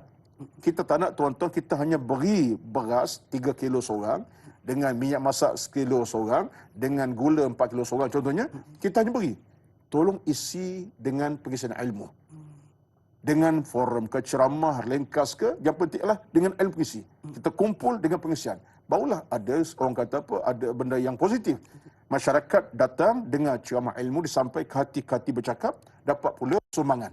Jadi masyarakat dapat dua dalam satu. Ilmu dapat, harta sumbangan pun dapat. Jadi ini saya rasa kekuatan kita lah. Sebab itulah itu yang pertama. Yang keduanya ialah saya fikir tuan-tuan, cara kita yang terbaik di soal pandemik sekarang ialah pihak masjid dan surau, oleh kerana kekurangan dana tadi, saya nak sentuh awal tapi kerana masuk soalan tadi sikit sentuh. Kita Rafi, saya tengok memang masjid kurang dana sebenarnya sekarang. Kerana dengan pandemik ini masalah sikit. Masjid sepatutnya ada suatu cooperation dengan mana-mana pihak NGOs yang berhampiran, yang berdekatan. NGOs ini tuan-tuan, mereka bergerak ke arah untuk membantu masyarakat setempat. Ada suatu kooperasi yang baik. Di sudut perancangan yang rapi, mesyuarat yang terbaik untuk menyusun. Tak banyak pun sikit. Jadi bagi saya ini satu langkah bijak lah. Kita punya pandemik kita tak tahu. Kita sekarang dah masuk PKP yang keberapa tak tahu. 2 ke 3. 2.0. Ini bersambung lagi sampai 18 bulan. Wallahu alam tak tahu. Sambung tak tahu. Kita doa tak sambung lah kan. Tapi tak tahu. Sebab kita 18 Mac yang lalu, sebab 18, akhir 18 Februari, kita kira setahun tu. Maknanya dah masuk hampir setahun. Jadi maknanya, pihak masjid kena susun balik. Lepas tu saya sebut kepada setengah-setengah tua nazir masjid. Saya kata apa, kalau kita jawatankuasa masjid dulu, ada jawatankuasa sekian kebajikan, letak satu nama khas, jawatankuasa bantuan musim COVID. Jawatankuasa kebajikan musim COVID. Khaskan satu location penting, dan kuasa itu bertindak. Kumpulkan pakar-pakar dalam bidang apa saja, duduk satu jawatankuasa. AJK apa? AJK khas untuk musim COVID. Dalam ke masjid. Supaya mereka fikir, macam mana dalam COVID ini, pandemik ini yang tak tahu, setahun ke 2 tahun tahu, macam mana keadaan. Kita fikir macam mana nak bantu masyarakat setempat. Kerana hari ini tuan-tuan, makin bertambah orang yang kehilangan pekerjaan. Makin bertambah orang yang kehilangan punca pendapatan. Berapa ramai kalangan rakan kita yang kerjanya kecil-kecilan. Nasi lemak contohnya, dia kecilan. Hari ini, tak berapa nak laju perniagaan mereka. Yang makcik-makcik kerja kat kantin-kantin, di restoran. Kantin, restoran hari ini tak dibuka secara begitu rupa. Hanya sekadar dapat pesanan. Kadang-kadang tugas mereka tak ada. Bayangkan, jadi masyarakat hari ini tertekan daripada sudut keuangan makan minum. Jadi masjid ada satu kuatan melalui jawatankuasa. InsyaAllah. Yang ketiganya adalah hari ini online. Kita aktifkan online supaya benda itu sampai. Kita tahu ramai dermawan kita pun hari ini makin hari makin mengurangi kita punya dana, tapi yakin saya tetap ada kalangan kita yang cuba nak beri juga. Tak banyak pun beri sebab mereka tahu Allah akan suburkan harta mereka melalui derma sedekah yang mereka sumbangkan itu. Sebab itu Nabi bersabda, "Dhillul mu'mini yaumal qiyamati sadaqatuh." Kerana payungan daripada masyarakat bagi orang yang baik adalah sedekahnya. Jadi ada di sana orang nak cuba online kan. Saya dapat maklumat daripada pihak masjid setengah tu, dia kata kat saya, bila ustaz buat online, ustaz masukkan ke kami punya account dalam kita punya program tu. Masya Allah, lepas ustaz ceramah tu, ada yang telefon. Masya Allah. Telefon apa? Kami nak menyumbang. Sebab kami dengar ceramah tadi, dan Ustaz ada sentuh bab derma. Masya Allah, pihak masjid kata, kami berasa bangga. Jadi semua ini, langkah-langkah bijak kita untuk turun ke masyarakat. InsyaAllah. Jadi sudah betul sekalian, satu ulasan yang cukup menarik dan juga jawapan kepada persoalan yang cukup memberikan kepada kita satu pencerahan bagaimana yang perlu dilakukan oleh pihak masjid. Dan juga menjawab persoalan tadi daripada sahabat kita itu, tidak ada masalah sebenarnya untuk non-Muslim memberikan derma sumbangan kepada orang Muslim selagi mana ianya adalah daripada sudut yang halal. Tetapi pihak masjid dan surau, Ustaz, dia janganlah pandang rendah pula. Tetapi jadikan itu sebagai pembakar semangat untuk kita nak improvise. Untuk kita nak tambah baikkan lagi kualiti kita. Seperti yang kata Ustaz juga tadi, kalau pihak gereja memberikan RM10, kita tambah RM100 dan sebagainya. Jadi itu merupakan, orang akan nampak bahawa pihak masjid ni adalah lebih baik sebenarnya. InsyaAllah. Jadi mudah-mudahan menjawab persoalan tersebut. Jadi jom sama-sama kita nak beralih ke persoalan berikutnya, Ustaz, daripada sahabat kita Pak Suli Romli. Assalamualaikum. Waalaikumsalam warahmatullahi. Soalan saya, dalam suasana sekarang yang serba tidak keruan, adakah kesalahan tentang SOP di masjid dan surau perlu diletakkan sepenuhnya di atas bahu AJK masjid dan surau? Dan apakah alternatif terbaik untuk mengajak masyarakat terus beribadah tidak kira di mana saja? Sekian, terima kasih. Mohon pencerahan Ustaz. Satu soalan yang cukup menarik. Dia tidak menjatuhkan, tidak terus menghukum kepada pihak masjid surau tentang tidak mampu memberikan sumbangan sebagainya, Ustaz. Jadi Ustaz, bagaimana Ustaz? Silakan. Okey, terima kasih kepada Pak Suli Ramli. Ini pun di antara Saya setia kita. orang setia. Ya.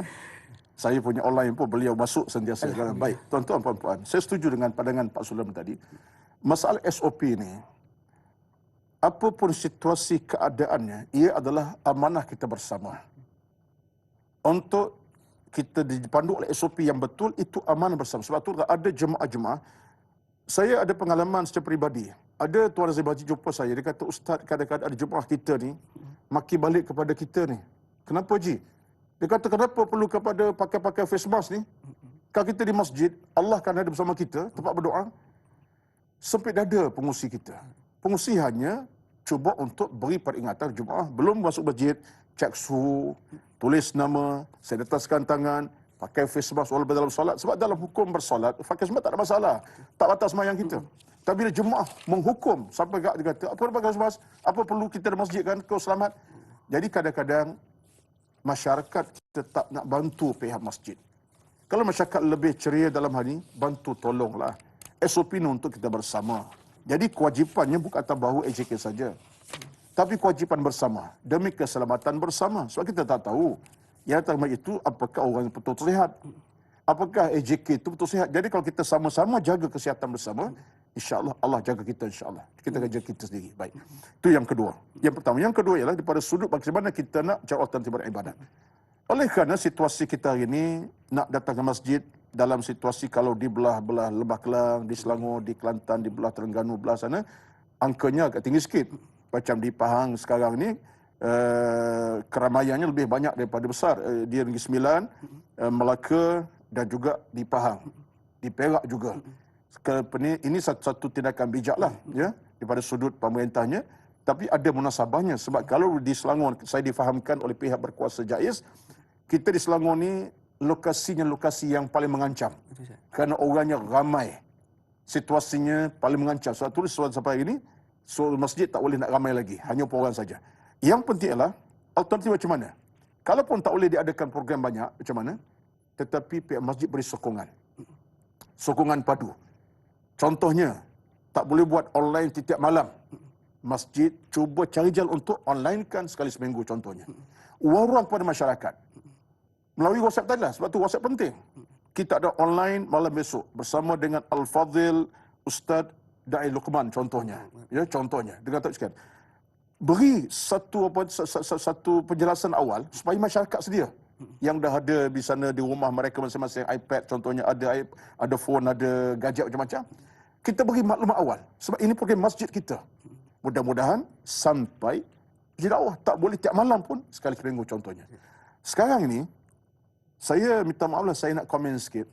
Ada masjid-masjid kita yang dalam suasana pandemik dah berlaku macam ni, kekangan PKP, yang sementara berlaku situasi langsung dalam 3 bulan ini, 3-4 bulan ini, tak ada langsung ceramah-ceramah online.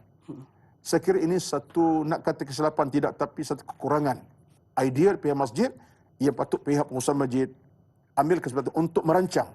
Tak boleh buat 3 kali seminggu pun online, seminggu sekali atas nama untuk sumbang ilmu masyarakat. Kerana berapa ramai jemaah kita itu yang dulu konsisten dengan masjid. Hari ini mereka tak mari, kita buat online. Sekali seminggu cukup. Jadi ini kena ada kecerdikan. Sebab ada masjid yang langsung 4 bulan tak ada langsung, tutup terus. Atas alasan mungkin dana. Bagi saya soal dana itu soal kedua. Pentinglah soal ilmu. Kalau penceramah contohlah, minta maaf saya sebut, diberi sumbangan satu online dengan harga 100 pun, biasa orang beri mungkin dalam 400-500 contoh, 100, saya rasa penceramah berlapang dada. Penting ilmu sampai masyarakat menerima ilmu. Pandemik di rumah masing-masing, mereka dengar ilmu 40 minit setengah jam. Kesannya besar.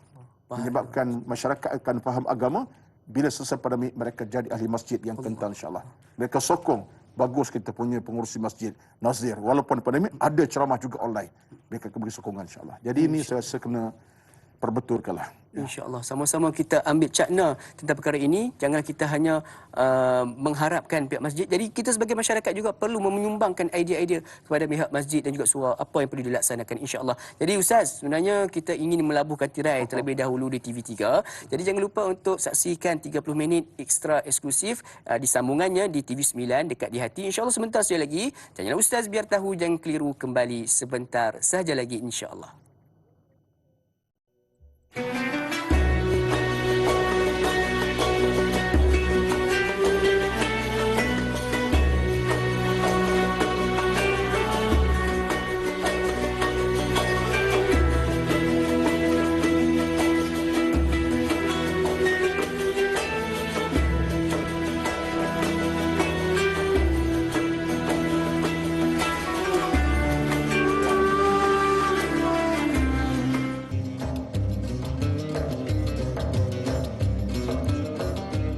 Alhamdulillah sudah betul sekalian, kembali kita bertemu pada pagi ini di dalam rancangan Tanyalah Ustaz, biar tahu jangan keliru.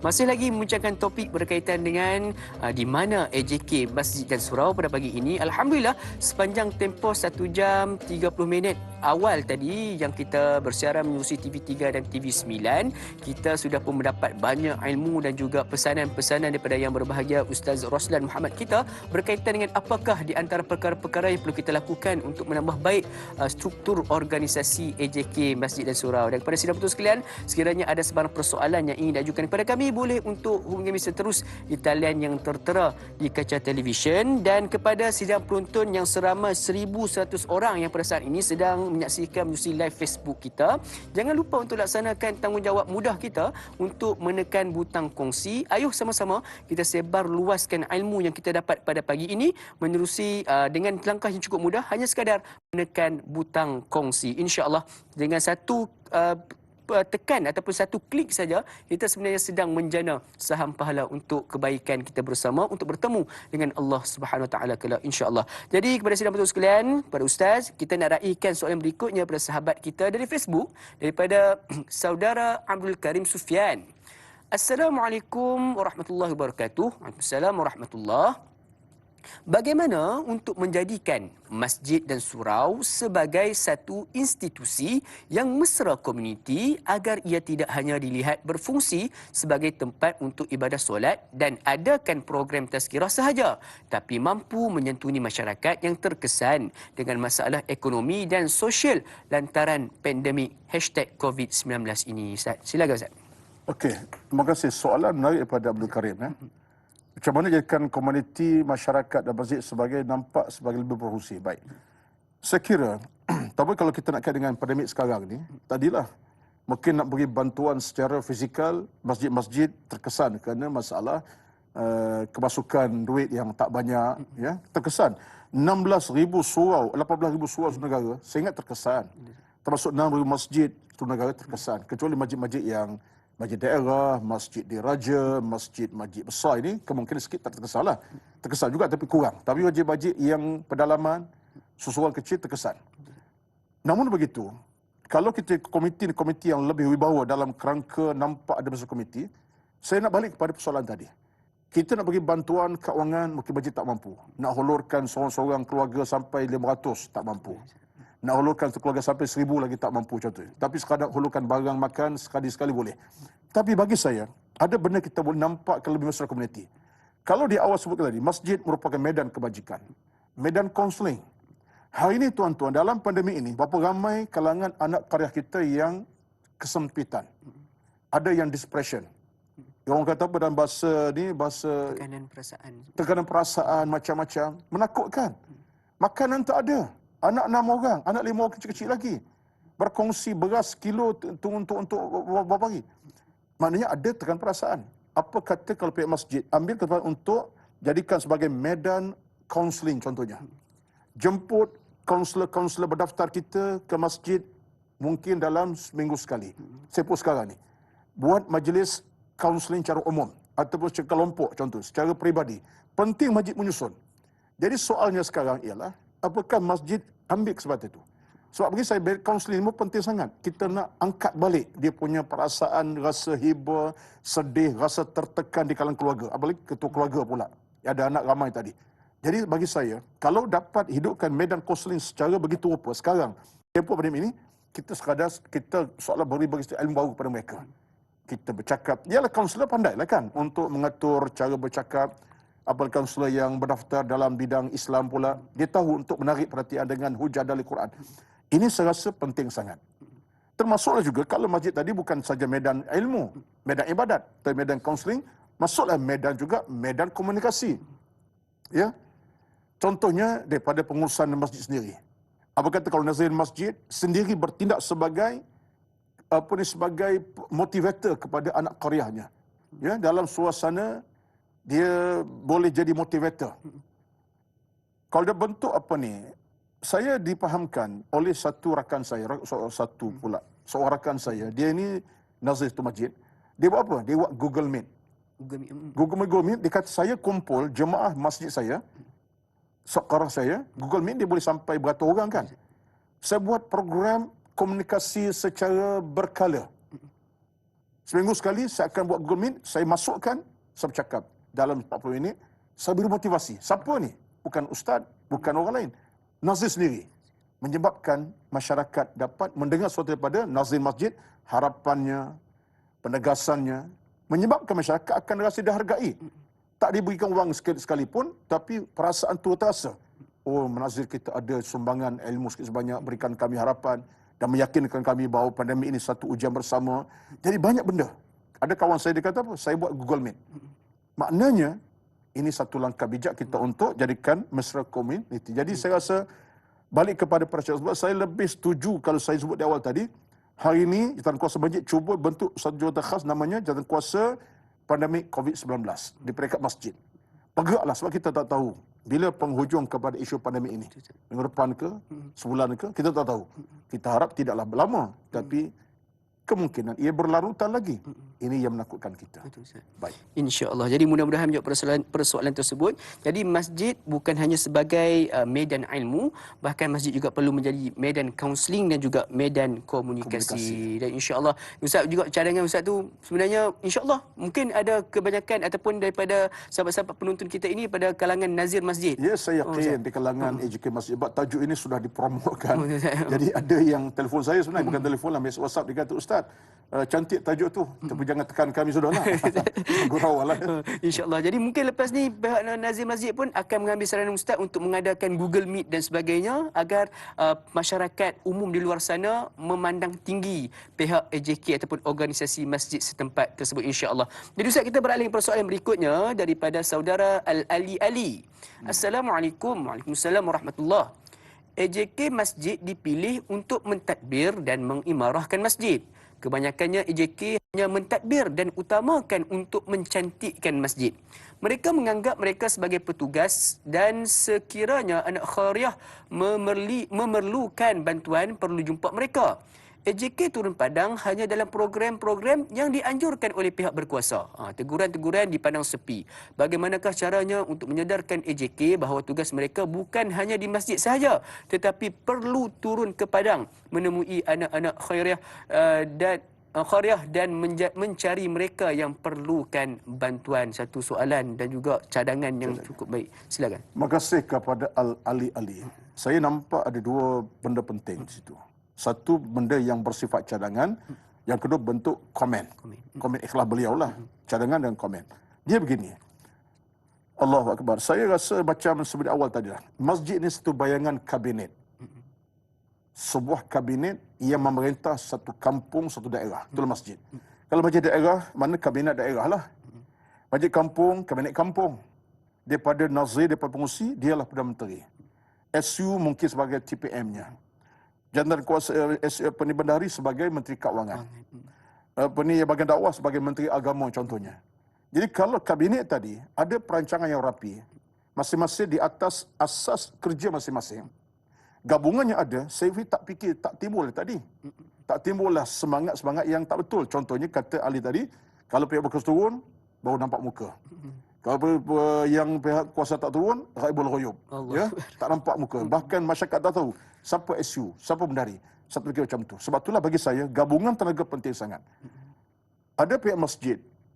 Ini saya kira di antara kejayaan yang berlaku. Mereka akan buat program yang bersifat berkala. Contoh, mereka akan adakan satu brainstorming yang bersifat bulanan. Bertemu sama mereka. Saya tak ingat di Selangor ni, kalau di Selangor kita 23 orang ke jawatan kuasa. Saya tak dapat nak ingat balik. 23 orang katalah jawatan kuasa 30 orang kata, 30 orang kata habis. 10 orang ni akan bertemu, brainstorming tiap bulan, apa kelemahan kita, kekuatan kita. SU melaporkan di mana kelemahan kita. AJK Bajikan pula melaporkan mana kekuatan saya sebagai AJK. Saya punya perancangan, di mana yang tak betulnya. Pandangan masyarakat. Jadi mereka ada program bersama. Itu satu. Yang keduanya adalah mereka buat satu lawatan ke masjid. Melihat di mana kekuatan masjid A. Masjid B apa kekuatan mereka. Ambil pedoman panduan. Jangan sombong bodoh seorang kita. Ya. Ini pertama kan. Maksud bodoh ialah kita rasa kita hebat. Rupa-rupanya yang A lebih hebat daripada kita. Perancangan rapi. Kita ni kurang banyak.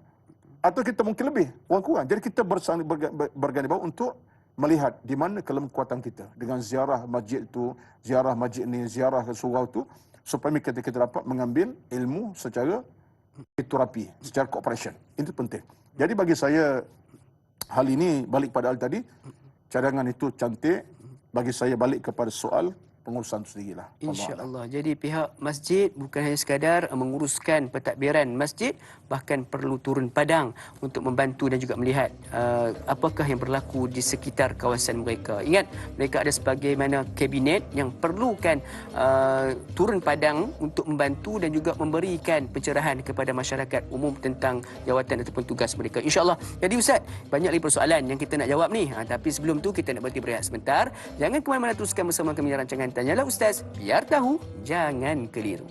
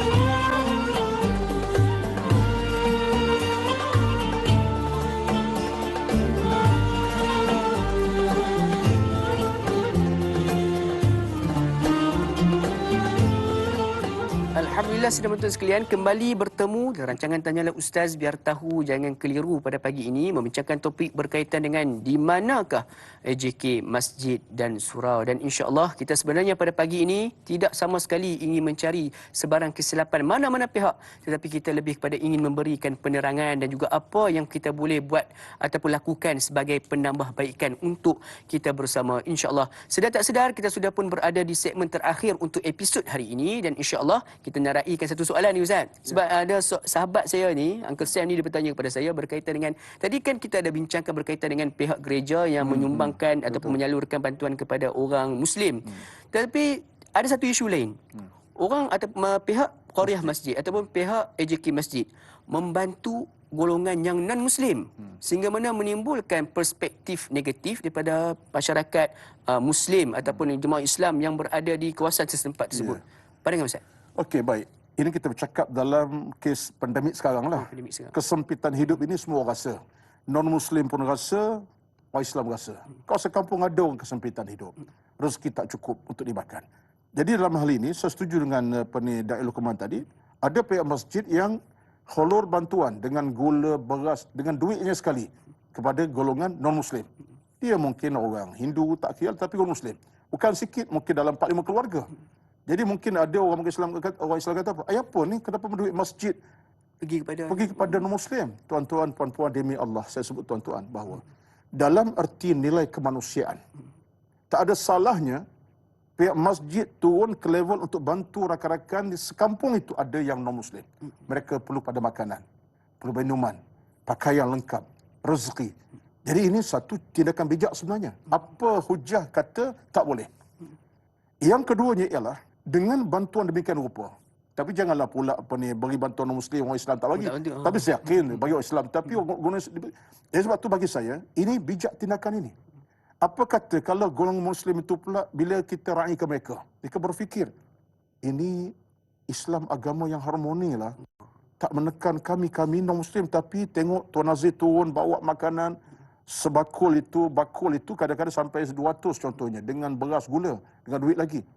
Mereka rasa, hati mereka taklif. So, kalau kita kait dengan soal zakat, dalam Al-Quran ada satu kelompok yang namanya Al-Mu'allafati Qulubuhum. Dalam surah Taubah ayat 60, innamas sadaqatu lil fuqara, boleh tuan-tuan baca sama At-Taubah 60 kan. Allah sebut tentang al-muallafati qulubuhum. Memang dalam hukum fiqh Syafi'i asal kita, ini golongan muallaf. Tapi ulama-ulama kita sekarang kata apa? Termasuk orang bukan Islam yang kita boleh dekat mereka dengan agama. Tak salah mereka kita hulurkan bantuan, hatta zakat sekalipun. Contoh keluarga ini non-Muslim, tapi kita tahu dia ni orang yang memang harmoni akhlaknya, rapat kita. Tak salah kita hulurkan zakat kepada golongan ini. So apa? Satu hari mereka mungkin meluk Islam. Hujah dalil ada. Zaman Nabi, ada seorang manusia bernama Safwan bin Umayyah bin Khalaf. Ini manusia yang begitu hentam Nabi, pukul balun Nabi ini. Dia tak panggil Nabi Muhammad, dia panggil Muhammad saja. Ancam Nabi. Tapi satu ketika lepas perang Hunain, Nabi hulurkan bantuan secara fizikal kepada Safwan. Dengan harta. Beri kepada Safwan. Nabi beri. Sehingga dia berfikir, begitu indahnya agama Muhammad ini. Sejarah kata dia akan meluk Islam. Kerana Nabi beri bantuan kepada Safwan. Walaupun dia penentang sengit. Tengok tuan-tuan. Jadi sebab dalam hukum agama kita, terbuka hatilah kita. Bahkan bukan tunggu masjid yang bantu kawan non-Muslim. Kita sendiri, jiran sebelah kita non-Muslim. Apa salah hulurkan gelas pula beras dalam keadaan tertentu 5 kilo sekali hulurkan dengan makanan? Apa salah? Ini semua ke arah untuk jadikan hati makin jinak. Jadi tak salah pihak masjid turun bantu orang Muslim atas dasar untuk nilai kemanusiaan. Bahkan itu yang bagi saya tindakan bijak pengurusan masjid. Tindakan yang paling terbaik dalam kerangka masyarakat setempat, insya-Allah. Insya-Allah, tindakan bijak daripada pihak masjid. Dan kita sebagai masyarakat, sebagai seorang Muslim yang baik, bila mana melihat perkara tersebut berlaku, janganlah kita memandang serong dan juga menimbulkan perspektif negatif. Sebab kita kadang-kadang tak tahu, Ustaz, sebab hidayah seorang tu dapat bagaimana. Betul. Allahu Akbar. Mudah-mudahan. Hati manusia ni, tuan-tuan, dia macam gelas. Bersih asalnya. Bila masuk air mineral cantik. Kalau masuk air kotor-kotor lah. Hati manusia bersih. Lepas tu kita buat akhlak baik, dia akan tengok akhlak kita sebagai satu panduan. InsyaAllah. Mudah-mudahan menjawab persoalan tersebut. Jadi Ustaz, kita nak beralih persoalan yang berikutnya daripada salah seorang juga penanya setia kita, iaitu Puan Sahziatul Siddiq. Assalamualaikum. Waalaikumsalam warahmatullahi. Bagaimana peranan ahli jawatan kuasa masjid atau surau ketika pandemik ini untuk masyarakat? Apakah yang perlu dipertanggungjawab sekiranya agihan bantuan yang sepatutnya dilakukan kepada yang layak namun ketidakadilan dari agihan tersebut? Mohon pandangan Ustaz, terima kasih. Yang ini mungkin bagi pihak, mungkin kadang-kadang ada berlakunya orang kata terlepas pandang, Ustaz. Bagaimana Ustaz? Kalau agihan itu berlaku terlepas pandang, itu biasalah kesilapan manusia. Manusia tidak bersih selama, tidak orang kata komplit selama-lamanya. Masalah kita kalau Puan Saziatul Siddiq ini di antara penanya kita yang tegar juga ni bercakap tentang isunya layak tapi tak diberi. Atas asas mungkin kerana kebencian. Dan kuasa ni benci kepada golongan ini. Ini satu dia kata bijaklah. Kalau jawatan kuasa ada perang macam tu, bagi saya dia tak layak jadi jawatan kuasa masjid. Sebab jawatan kuasa ni kena berlapang dada, bukan cari musuh, bukan cari pasangan orang. Dia tengok dalam kacamata semua orang kena tolong. Yang layak kena tolong, kena bantu. Jadi kalau dia tidak ada keadilan, dia berdosa dengan Allah Azza wa Jalla. Berdosa lah. Sebab orang ni dia ketepikan, mungkin asas aku benci kat dia, tak seronok, ada perubahan lama. Tak betul, sebab tu orang yang masjid tuan-tuan, dia kena ada sesuatu credibility yang saya namakan sebagai kelayakan. Sebab itulah kelayakan paling tidak dua kelayakan bagi jawatan masjid. AJK masjid dua. Yang pertama, dia kena ada ilmu yang cukup. Kita tak minta dia hafaz Quran 30 juzuk, tapi dia ada ilmu yang cukup. Kaki masjid. Bagi JK kena kaki masjid. Kalau JK sendiri masjid 2 kali setahun, hanya beraya raya. Payahlah tuan-tuan ya. Di kaki masjid. Tak ada nak azan, dia ada. Pertama ilmu. Yang kedua ialah kelayakan akhlak. Dia jadi orang kata baik dengan semua orang. Bukan bermusuh dengan orang. Tak ada kebencian. Dia tengok orang dengan kacamata sayang, suka dan nak tolong. Ini kelayakan ni kena ada ilmu dan berakhlak mulia. Jadi kalau orang ni ada kelayakan tu, layaklah kita jadi di masjid untuk 18 term pun tak apa. Lama 18 term tu. Berapa 18 tahun. Maknanya dia menjadi ahli masjid, masjid sebab dia ada kelayakan. Sebab dia dapat mengharmonikan keadaan. Jadi kalau tak ada nilai keadaan tadi, itu satu dosa. Kita boleh kata dosa lah. Sebab dia telah meletakkan benda pada bukan tempatnya. InsyaAllah. Jadi Ustaz, 2 poin penting. Dan dia menambahkan lagi permusuhan lah pula. Jadi kalau masyarakat tak nak pandang AJK dengan pandangan positif, jangan salahkan. Sebab awak telah bertindak tidak adil kepada khalayak. Jadi tolonglah buat kebaikan. Orang akan beri kebaikan yang sama. Allah. InsyaAllah. Jadi 2 kriteria utama di dalam kita nak memilih seorang ahli jawatan kuasa masjid ni, iaitu yang Ustaz kongsikan, ilmu dan juga kelayakan akhlak. Mudah-mudahan memberikan pencerahan buat kita bersama. Jadi Ustaz, kita sebenarnya sudah pun berada di penghujung rancangan pada pagi ini. Sedikit kesimpulan daripada yang bagi Ustaz, dan bolehlah Ustaz akhirkan dengan penutup yang cukup baik, iaitu dengan doa ringkas. InsyaAllah. Silakan Ustaz. Terima kasih Da'i Luqman, anda dan saya. Di mana AJK Masjid dan Surau? Ini tajuk kita. Kita bercakap dalam kerangka kita nak membina. Kita cuba nak membina kembali kerana kita tahu bahawa AJK Masjid dan Surau adalah orang yang paling utama dalam kerangka nak bina masyarakat setempat. Yang keduanya, masjid memang pengkalan ilmu, pengkalan ibadat, pengkalan keamanan, keimanan, perpaduan dan keselamatan. Kita nak garapkan semua sekali. Dalam kelemahan, carilah kekuatan. Dalam kesempitan, cari keluasan. Masjid memang kesempatan dalam musim sekarang, pandemik ini, saya tahu sangat dana makin mengurang, bukan makin menambah. Tetapi kalau kerjasama yang baik semua peringkat, semua masyarakat, semua pihak daripada masjid sendiri, insya-Allah kita dapat satu wacana yang sempurna. Sebab kita masyarakat tidak harapkan bantuan keuangan saja, tapi perasaan, motivasi itu paling penting. Tapi kalau masjid ada kuatan dana, hulurkanlah, habiskan. Jangan bimbang. Allah ganti kemudian dengan ganti yang lebih banyak lagi insya-Allah. Baik. Di penghujung tuan-tuan, itu harapan saya. Mudah-mudahan kita doa kepada Allah Azza wa Jalla. Allah angkat pandemik daripada kita selama-lamanya. Allah gantikan kita dengan keamanan, kesejahteraan. Allah berikan kita kejayaan, keselamatan. Kita nak tengok masjid kita semuanya berfungsi. Malam, siang, pagi, petang. Tempat kita beribadat, kita tunduk, kita patuh kepada Allah dan kita dapat hadir malam, siang. Ini lokasi kita paling utama. Bagi orang Islam dah khasnya. A'udzubillah minasyaitanirrajim. Bismillahirrahmanirrahim. Alhamdulillahi Rabbil Alamin. Wassalatu wassalamu ala Sayyidina Muhammad wa ala alihi wa sahbihi ajma'in. Allahumma inna nas'aluka as-salamata wal afwa wal afiyata birahmatika ya arhamar rahimin. Bismillahilladzi la yadurru ma'asmi syai'un fil ardi wala fis sama' wa huwas samiul alim. Ya Allah, ya Tuhan kami, di waktu yang penuh keberkatan, mohon kami kepadamu ya Allah, pintu keselamatan, pintu keamanan, keberkatan, kerahmatan buat kami ya Allah. Angkatlah pada kami penyakit menakutkan kami ya Allah. Jadikan kami dalam kesempitan, dalam kepayahan ya Allah, ya Rabbal Alamin. Kalau Tuhan kami, yang mendengar rintihan kami, munajat kami ya Allah. Kami inginkan ketenangan selama-lama ya Allah, keselamatan buat kami dan umat kami, keluarga kami, masyarakat kami, bahkan segala-gala. Innaka ala kulli syai'in qadir. Hasbunallahu wa ni'mal wakil. Wala haula wala quwwata illa billahil aliyyil azim. Ya Allah, ampunkan dosa-dosa kami ya Allah. Kami hamba berdosa kepadamu ya Allah. Kami memang lemah ya Allah, banyak dosa kami. Rabbana taqabbal minna innaka antal alimul hakim. Rabbana atina fid dunya hasanah wa fil akhirati hasanah wa qina adzaban nar. Wa sallallahu ala sayyidina Muhammad wa ala alihi wa sahbihi ajma'in. Walhamdulillahi rabbil alamin. Taqabbalallahu minkum. Assalamualaikum warahmatullahi wabarakatuh. Amin amin rabbal alamin. Istajib doaana ya Allah. Amin. Mudah-mudahan Allah memakbulkan doa yang dibacakan oleh Yang Mulia Ustaz sebentar tadi. Jadi Ustaz, jazakallahu khairan katsira di atas konsep pada hari ini. Mohon dihalalkan segala ilmu yang Ustaz berikan kepada kami, dan mudah-mudahan dengan ilmu ini menjadi asbab untuk kita sama-sama memperbaiki diri kita.